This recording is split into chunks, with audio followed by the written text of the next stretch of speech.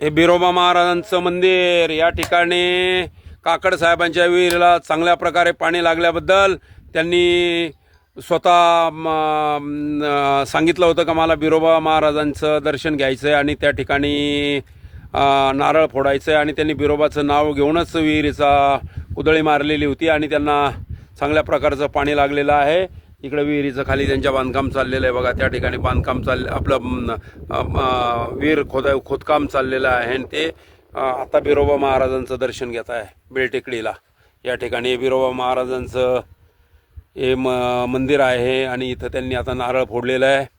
ते दर्शन घेत आहे आता या ठिकाणी.